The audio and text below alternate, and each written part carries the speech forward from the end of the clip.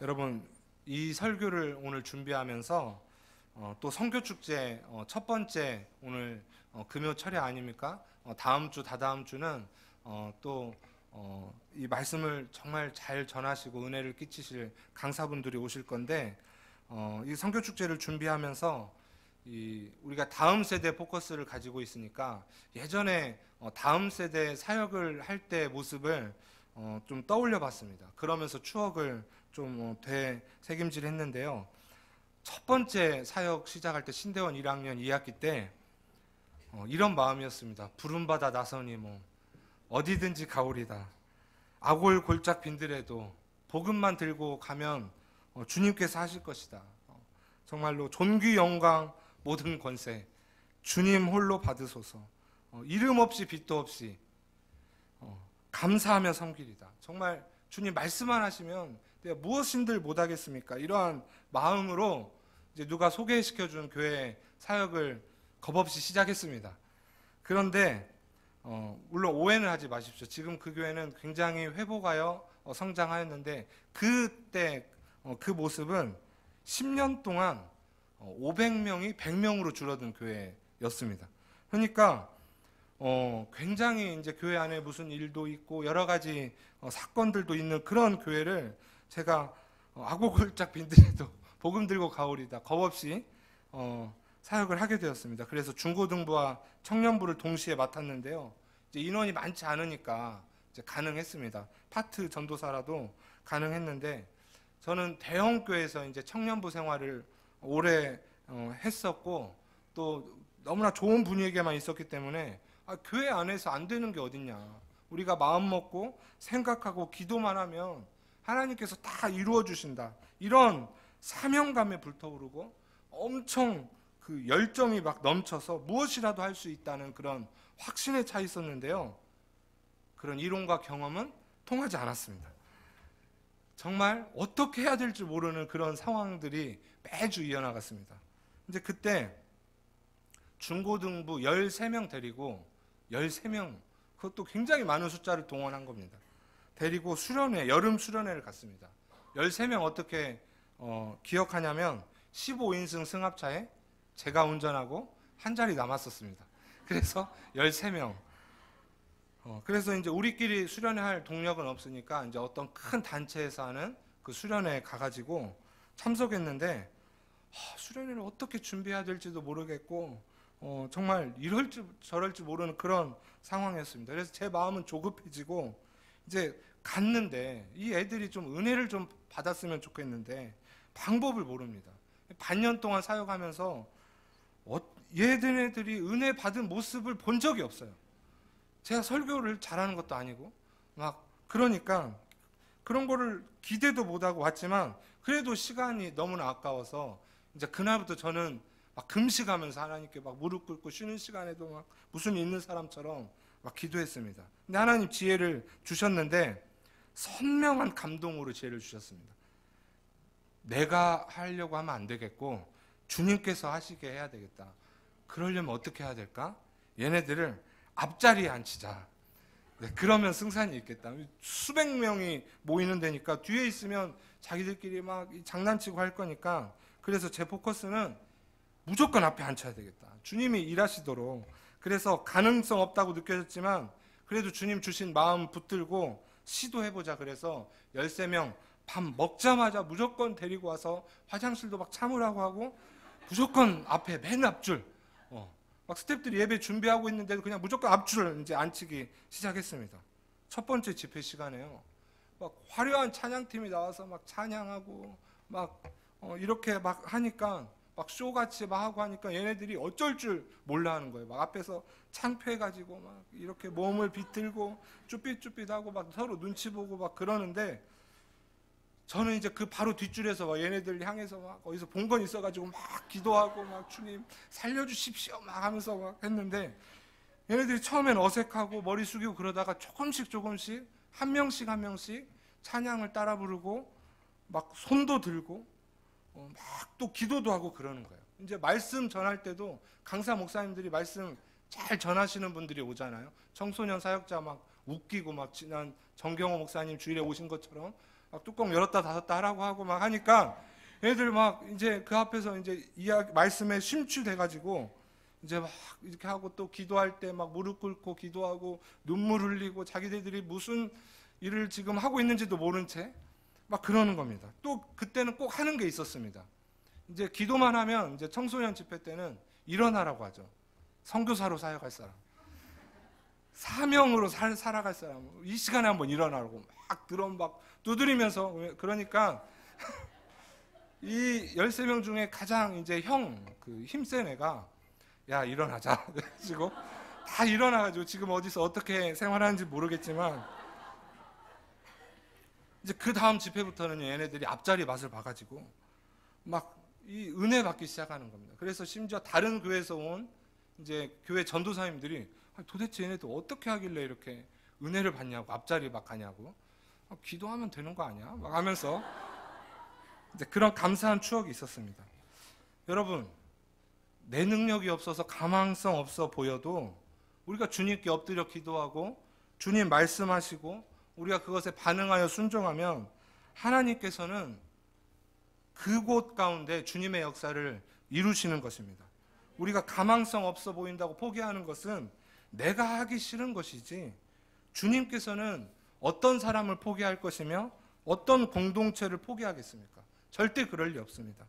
그 아이들 수련회 끝나고 돌아와서요, 이제 스스로 예배 준비하고 자기들끼리 받은 은혜 간직하면서 후배 양성하고 그렇게 공동체를 꾸려나가는 모습을 보았습니다. 여러분, 그러니까 약간 번외의 이야기지만 여러분 예배 나오시면 일찍 오셔서 앞자리 앉으십시오. 앞자리. 네. 다음 주부터 금요 철야 앞자리부터 앉으시길 바랍니다. 네, 아멘 안 하시죠? 네. 여러분 찬양팀 설교자들 정말 준비 많이 하고 앞자리 씁니다. 그러면 하나님께서 기름 부어 주신다고요. 그러면 그것 같이 소통하면서 우리가 나아가면 하나님께서 여러분에게 더 큰 은혜 주실 것입니다. 주님 한마디만 해주시면 나도 살고 우리 가족도 살고 우리가 살아가는 그 지경 가운데 다 살아나는 역사를 보게 될 줄로 믿습니다.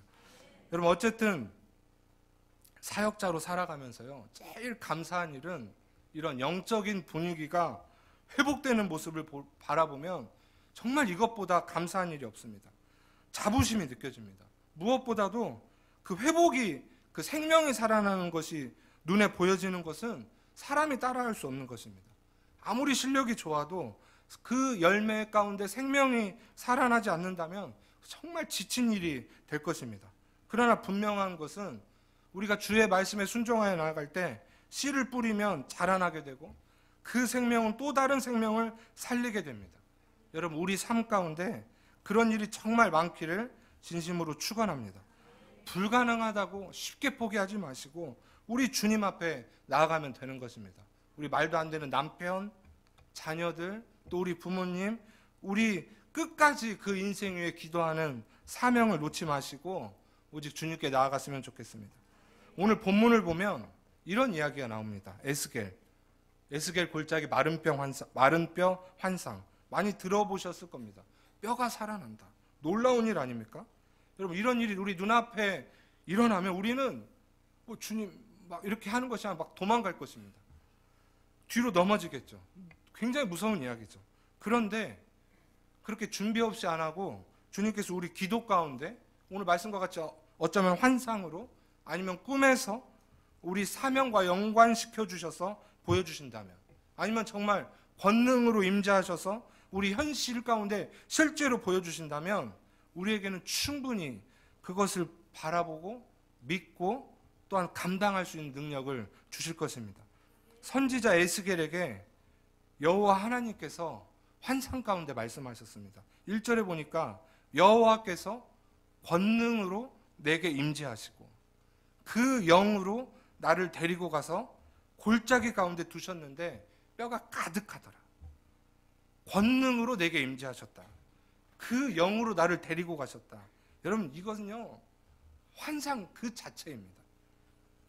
우리가 갈급히 원하는 것이 이런 거 아닙니까? 주님 임재하여 주옵소서. 주의 영이 나를 이끄시옵소서.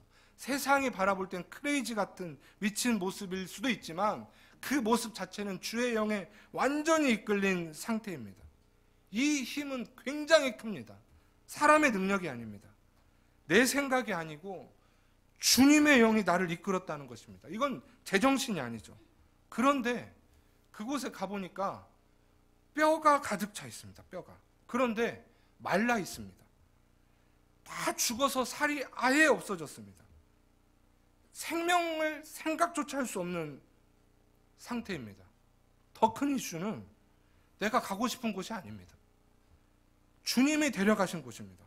아니 정말 너무 절망적인 상황입니다. 이스라엘 민족이 포로가 된 것도 모자라 하나님 보시기에는 이제 말라 비틀어져 죽었다는 것입니다. 이들의 현실이, 그 눈앞에 보이는 현실이 그것만 보고 안타까워할 것이 아니라 이들은 하나님의 그 거룩하심 앞에서는 완전한 생명력이 없는 그 마른 뼈와 같이 되었다는 것을 보여주는 것입니다. 아직 모르는 사람이라면, 아직 하나님을 모르고 복음을 모른다면 가망성이 있죠. 전해줘서 살리면 될 것입니다. 그런데 알았는데 잃어버렸어요. 그런데 더 심각한 것은 잃어버린 것조차 몰라요. 이렇게 굳어진 모습이라면 이거를 어떻게 누가 가서 살릴 수 있겠냐고요. 이스라엘이 하나님을 모릅니까? 아니죠. 홍해, 요단강, 여리고성, 모세, 여호수아, 다윗 다 알고 있습니다. 그런데도 그들은 하나님 자체를, 하나님만을 신뢰할 수 없다. 현실이 망했으니 하나님을 배반하는 것입니다. 왜 망했는지도 모르고 하나님 앞에 엎드려 정말 눈물 흘리면서 마음을 찢어야 되는데 그럴 수가 없습니다. 그러니까 에스겔 선지자 자신도 어릴 적부터 생각하고 꿈꿔오고 당연스레 여겼던 자신의 사명, 제사장의 직무를 감당하는 것도 물거품이 되었고요. 예루살렘도 함락되었고 솔로몬 성전도 없고 왕도 없고 비참한 그 자체입니다. 예레미야는 슬프다 이성이요, 이렇게 표현했습니다. 더 슬픈 것은 그 현실보다 그들의 영적 상태죠. 우리를 쳐들어온 바벨론만 악한 민족이 아니라 하나님을 완전히 잃어버린 이스라엘 또한 하나님 보시기엔 패역한 백성입니다. 에스겔 36장 20절에는 이렇게 말합니다. 그들이 이른 바 그 여러 나라에서 내 거룩한 이름이 그들로 말미암아 더러워졌나니 곧 사람들이 그들을 가리켜 이르기를 이들은 여호와의 백성이라도 여호와의 땅에서 떠난 자라 하였습니다. 하나님은 그래서 이방 민족을 일으켜서 그들을 망하게 하시고 이제 다시금 그들을 세우기를 원하십니다. 그래서 선지자 에스겔에게 환상으로 나타나셔서 그 소망을 말씀하시는데요. 여러분, 이 하나님께서 말씀하시는 소망은 그 소망에 동의하는 자와 주님은 일하시기를 원하시는 줄로 믿습니다. 그래서 말씀하시죠. 3절입니다. 그가 내게 이르시되 인자야, 뭐라고 말씀하십니까? 이 뼈들이 능히 살 수 있겠느냐 하시기로 내가 대답하되 주 여호와여 주께서 하시나이다. 저는 오늘 본문 읽은 1절부터 14절까지의 모든 내용이 3절에 함축되었다고 생각합니다. 살 수 있겠느냐 인자야, 주께서 하시나이다. 그래서 이 3절 말씀 가지고 간단히 두 가지를 여러분께 꼭 말씀드리고 싶은데요. 첫 번째로, 여러분, 하나님이 불가능해 보이거나 현실에서 무의미한 말을 걸어오실 때 여러분 어떠한 반응을 보이시겠습니까? 이 뼈들이 능히 살 수 있겠느냐? 하나님께서는 37장에서 반복하여 계속 말씀하십니다. 살 수 있겠느냐? 본인이 살리시면 되는데 계속 질문을 하시는 거예요. 다른 부분에서도 있죠. 여호수아에서도 이런 일이 몇 번 있습니다. 여리고성 무너뜨릴 때 어떠했죠? 여호수아 6장 2절 3절 보니까 여호와께서 여호수아에게 이르시되 보라 내가 여리고와 왕과 용사들을 내 손에 넘겨주었으니 너희 모든 군사는 그 성을 둘러 성 주위를 매일 한 번씩 돌되 엿새 동안을 그리하라. 제사장 7은 그 7 양각 나팔을 잡고 언약궤 앞에서 나아갈 것이요 7째 날에는 그 성을 7번 돌며 제사장들은 나팔을 불 것이며. 아니 굳게 닫힌 여리고 성을 무너뜨리기 위해서는 우리 힘과 우리 기술과 여러 가지를 사용해야 되는데, 아니면 하나님께서 후 불어서 무너뜨리시든지. 그런데 그게 아니라 우리 생각에는, 상식으로는 이해할 수 없는 그 무의미한 일을 행하게 하십니다.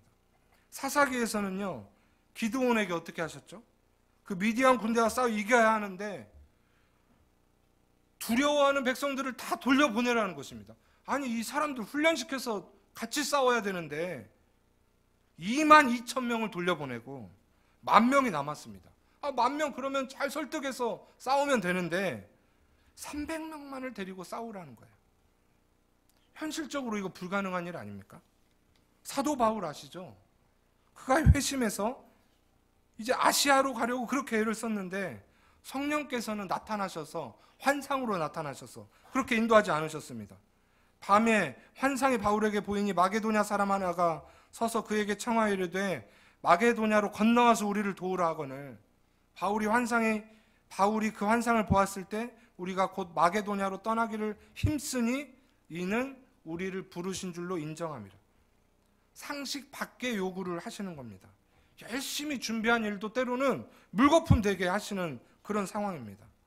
그런데 보니까 불가능하고 무의미해 보이는 부분으로 말을 걸어오실 때는 분명 이유가 있는 것입니다. 지금 이 에스겔에게 갈급한 것은 솔직히 그 마른 뼈, 환상 속의 그 뼈 보는 것이 아닙니다. 그러나 에스겔이라면 하나님께서 그 환상 속의 뼈를 보여주시는데 그냥 지나치지는 않을 것입니다. 지금까지 보여주신 환상 가운데 이제 또 눈앞에 보여주신 그 환상, 분명히 하나님은 또 이것을 통하여 내 사명 가운데 일하실 것이다라는 확신이 있기 때문입니다. 누가 보기에는 그거 하찮아 보여도 그 말을 직접 대언하는 에스겔 본인에게는 그 일은 어떠한 일보다 중요한 일입니다. 뼈가 가득한데 누가 보면 뼈죠. 그냥 피해가고 싶은 겁니다. 너무나 절망적인 상황입니다. 그런데 하나님과의 소통 가운데서 보여주신 이 뼈는 에스겔에게는 하나님과의 심정을 통하는 그러한 하나님의 마음입니다. 그것은 현실의 뼈가 아닙니다. 하나님께서 보여주셨다면 그것은 그냥 사람의 뼈가 아니라 하나님께서 긍휼히 여기시고 안타까워하는, 하나님께서 나에게 주신 그 사명, 이스라엘 민족 그 자체가 되는 것입니다. 그렇다면 이것은 절망이지만 또한 소망입니다. 하나님 보시기에 우리 민족이 마른 뼈같이 되었다. 그런데 하나님은 나를 그 가운데로 지나다니게 하신다. 주의 권능으로 임재하셔서. 그렇다면 말도 안 된다고, 주님 나는 못하겠다고 버틸 것이 아니라 한번 해보는 것입니다. 주님 이렇게 말씀하시죠. 이 뼈들이 능히 살 수 있겠느냐. 하나님께서 처음에 에스겔을 어떻게 부르셨나요? 에스겔 2장 3절에서 5절 보니까 내게 이르시되 인자야, 내가 너를 이스라엘 자손 곧 패역한 백성 나를 배반하는 자에게 보내노라. 그들과 그 조상들이 내게 범죄하여 오늘까지 이르렀나니 이 자손은 얼굴이 뻔뻔하고 마음이 굳은 자니라. 내가 너를 그들에게 보내노니 너는 그들에게 이르기를 주 여호와의 말씀이 이러하시다 하라. 그들은 패역한 족속이라. 그들이 듣든지 아니 듣든지 전하라. 그들 가운데 선지자가 있음을 알지니라. 그러니까 현실 가운데서 에스겔은 원래 제사장으로 섬기면서 살아가는 것입니다. 그것이 순탄한 길입니다. 그런 수순을 자연스럽게 밟아가고 있었는데 나라가 망하고 포로의 신분입니다. 그럼 다 끝난 거예요. 우리 백성이 이제 우리나라에 못 사니까 어떻게 제사장 직분을 행하고 우리가 어떻게 먹고 살아갈 수 있습니까? 그런데 하나님은 포로 신분에도 불구하고 아무것도 안 보이는 그 상황에서 에스겔 자신을 사용하신다고 하시는 것입니다. 그러면서 그의 사명은 이제 그들이 듣든지 아니 듣든지 여호와라. 내가 혹시나 가시와 찔레 가운데 살아가더라도 나는 여호와의 말씀을 전하는 자가 되어야 된다는 것입니다. 그들 가운데 내가 살릴 자들이 있고 그들 가운데 내가 여호와의 말씀으로 일으킬 선지자가 있다. 그렇다면 내가 그들을 다시 일으켜야 되겠다. 이런 메시지입니다. 그러면서 환상이 계속되니 지금 이 상황에 보여주시는 마른 뼈, 이 마른 뼈 환상에서 에스겔아 능히 살 수 있겠느냐 말씀하실 때 주님 내 능력으로 내가 그동안 지금까지 쌓아온 그 실력으로 한번 해보겠습니다. 이렇게 하는 것이 아니라 당연히 불가능해 보이고 당연히 무의미해 보이는 그 뼈가 살아가는 건 주님이 살리시겠구나. 주님이 물어보시니 내가 그것을 믿어야 되겠구나. 그 의지를 주님께서 확인시키시니 하나님께서 이렇게 하신다면 내가 그것을 믿으면 주님께서 일으키시겠구나. 여러분 그렇다면 우리가 할 일이 무엇입니까? 이것을 갈망하는 것입니다. 나에게도 주님 말씀하십시오. 주님 내가 그 말을 듣겠나이다. 하나님 내가 내 욕심 채우기 위해서 그렇게 이제는 살지 않겠고 주님 내가 주의 말씀을 듣는 자리로 음성 듣는 자리로 나아가겠습니다. 깊은 기도 가운데 주님 나아가겠습니다.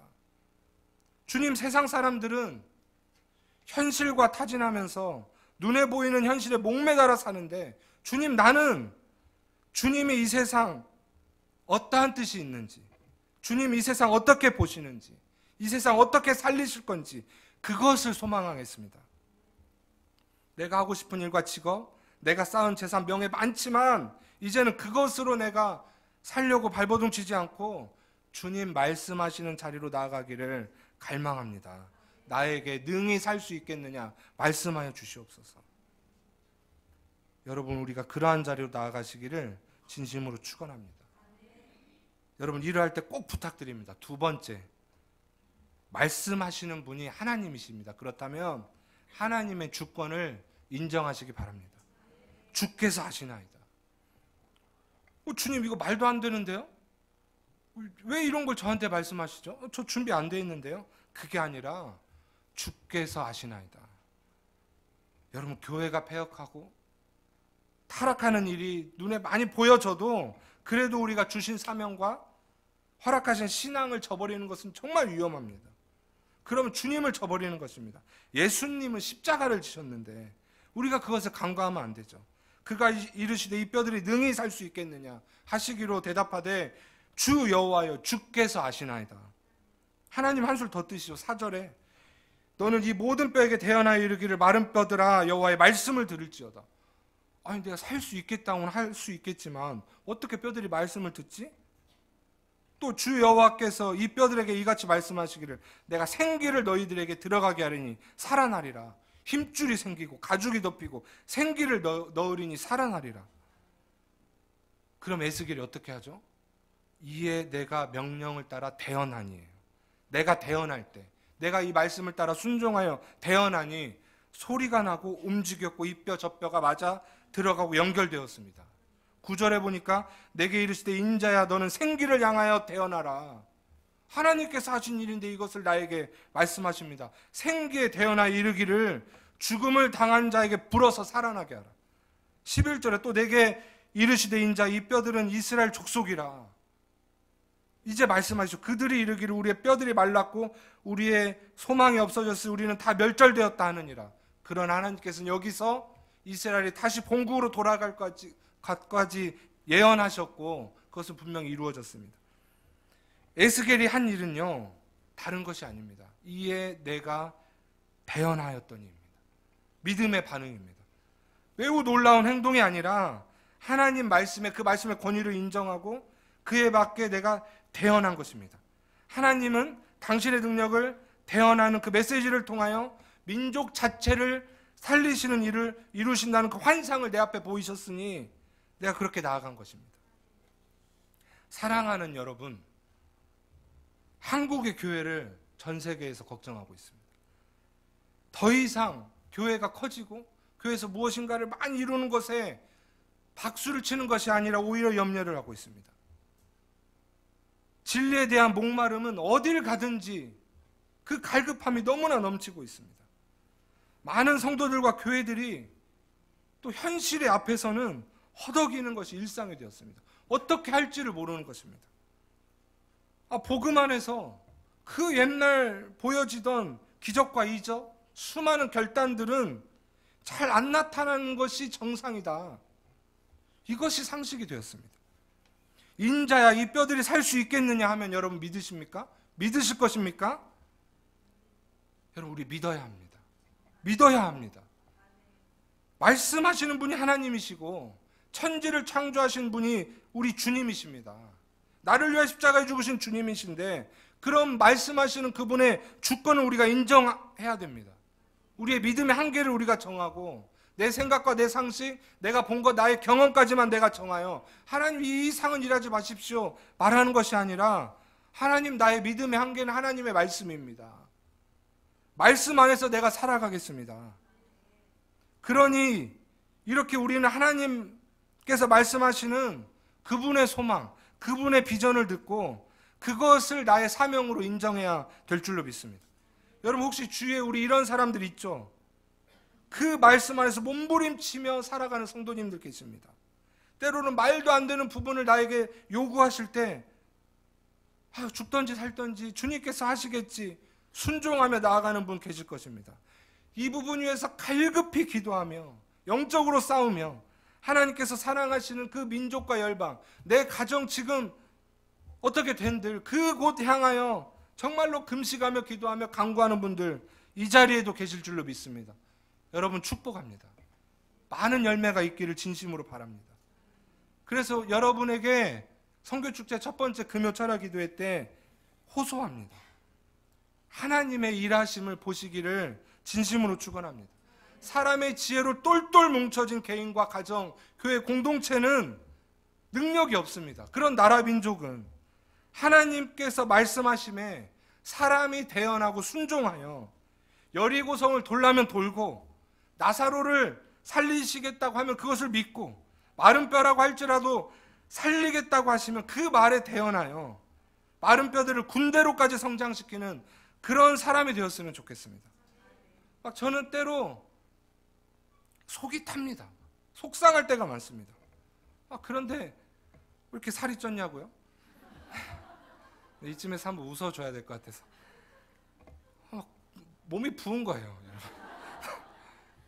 여러분 시대적으로 꿈이 없다고 하고 막 비전이 없다고 하고 있긴 있는데 그 속에 공허함이 넘치고 아무리 채워도 갈급함 해소가 안 된답니다. 눈에 보이는 것에 그렇게 안타까워하고 하나님의 일하시면 그렇게 둔감합니다. 우리가 기도해서 응답받고 응답을 기다리며 가슴 떨리며 기대하며 숨죽여하는 모습을 여러분 본 적이 있으세요? 상상을 해보신 적 있으세요? 그 얼마나 가슴 뛰는 일인지 여러분 기대가 되시나요? 하나님께서 나에게 이렇게 말씀하셨다고 하면서 나에게 주신 사명이 이것이라 하면서 하나님 나는 그곳이 어디라도 내가 살아가기를 결심합니다. 나에게 성령 충만함을 주십시오 하는 공동체와 개인이 많아지면 그들을 통하여 하나님은 그들에게 마른 뼈를 보여주시고 환상을 보여주시고 살리실 것을 명하라고 하실 것입니다. 그런데 그 꿈과 환상과 소망과 비전이 사람 생각 뒤에 감추어 버렸다면 우리가 또한 마른 뼈가 될 수가 있는 것입니다. 다른 나라에서 볼 때 대한민국 교회가 마른 뼈가 되었다고, 여러분 유럽에서 10년 전에 일어나던 일이 우리 대한민국 교회에서 지금 일어나고 있습니다. 그런데 힘들고 어려움에 지쳐하고 있는데 그것을 살릴 영적인 동력조차 없는 거예요. 이번 선교축제를 준비하면서 강사분들을 한 분 한 분 만나 뵈었습니다. 공통적인 메시지는 이런 거예요. 문제에 대한 현상은 모두가 인지하는데 그 방향에 문제 제기는 매우 많은데 싸우기도 하는데 그것을 해결하러 갈 사람 없다는 것입니다.